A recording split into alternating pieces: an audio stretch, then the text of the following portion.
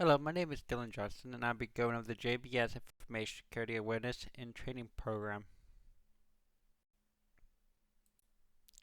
So, some current security issues that faces JBS are data breaches, phishing attacks, unauthorized access, malware infections, insider threats, lack of security awareness, outdated software, mobile device security, and physical security. A lot of these security issues fall under the personal, like security awareness, insider threats, malware infection, unauthorized access, phishing attacks.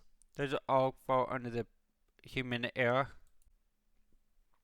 There's some common security issues that we're facing addressing are employee education, enforcing policy, technology enhancement, accessing control and authentication. So we want the employees to be more aware of the security. We want to enforce our policy and make sure it's cleared, defined, and communicated at all levels.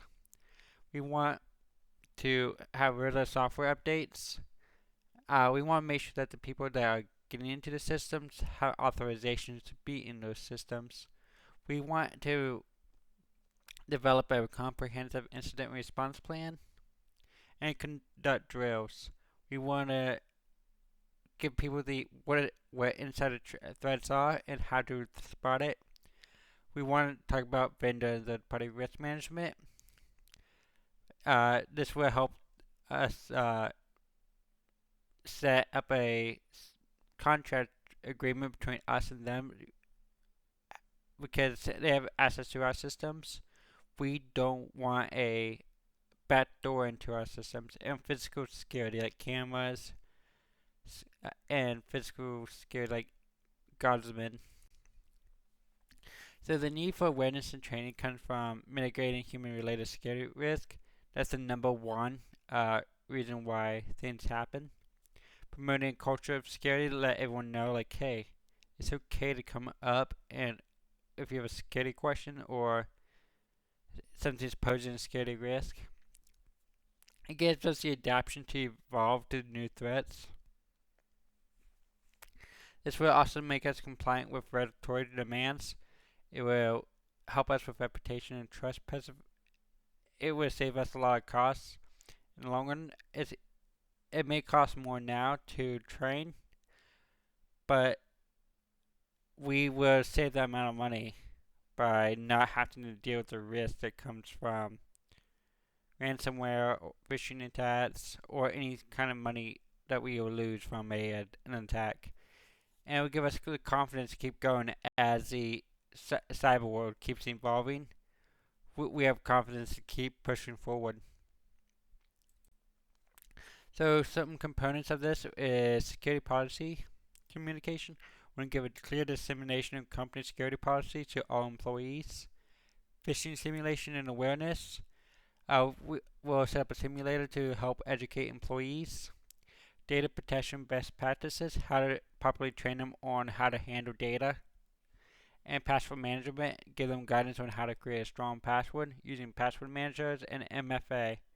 And then and give them like key points on what social engineering is, like baiting, over the shoulder, all those type of attacks that can really set up an insider threat.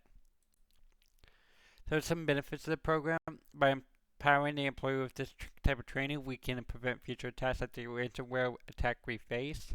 This will also reduce security incidents. It will cultivate a security culture. It will strengthen our reputation and it will minimize financial impact. So the implementation process, first we need assessment. We need to evaluate where we are currently.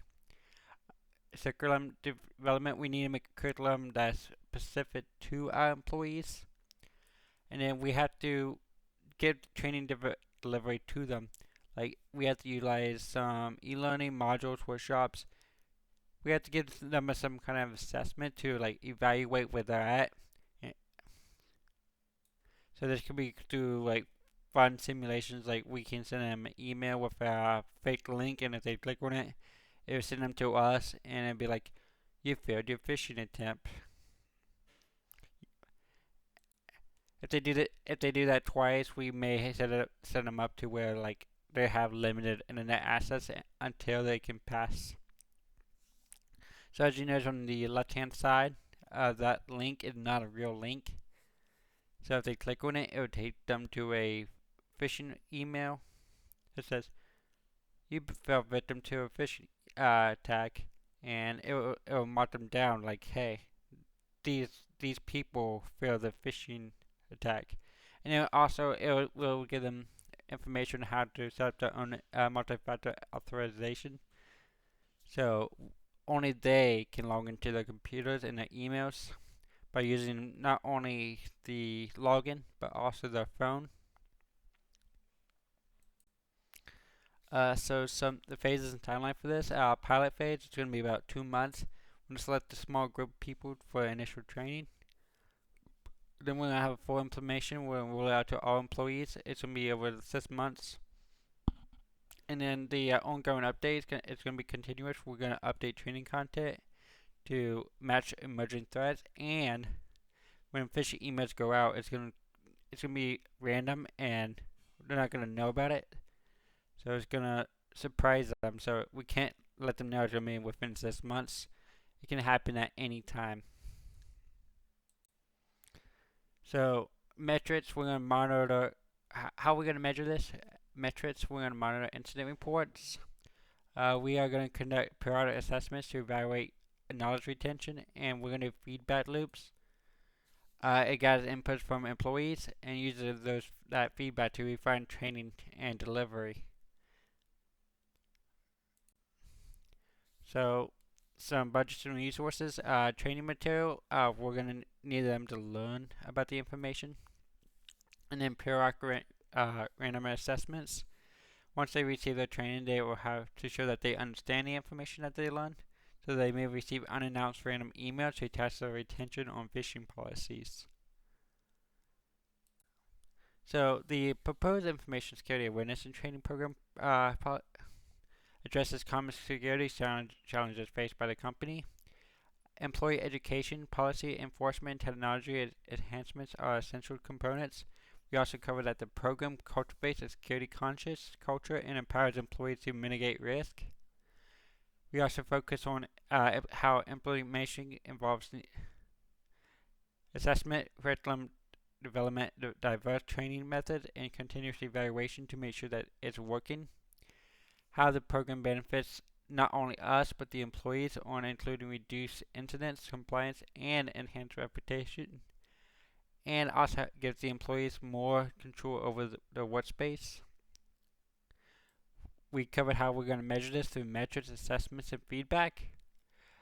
How we're going to use the budget to allocate for the phishing training and other training like policy implementation.